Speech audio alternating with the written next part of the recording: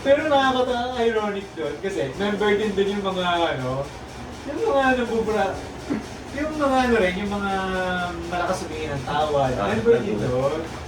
Kaya posible hindi mo makita yung nalog-log. Tangina, linti ka sa akin, post kita. Hindi ganun.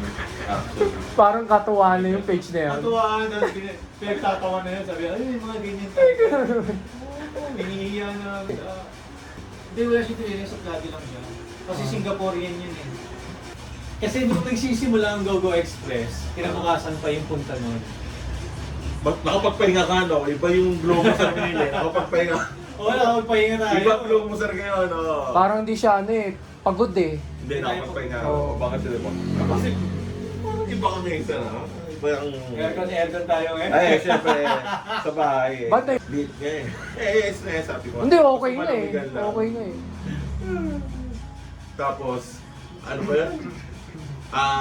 So ibig sabihin sa di kasi sila lumabas ng 24, 25, 26. Pahinga mo. Hindi, lumabas siya eh. Sabi niya, Lumabas ako ng Ay, oo 24. nga. Nag-mall ako.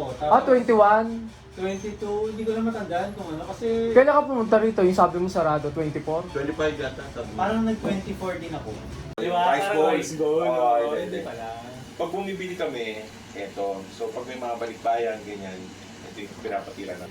Na kay McFarlane din. Pero makalimited na lang din yung magagawa niya. Kasi sa kanya galing yun eh, di ba? Mm. Papunta dun sa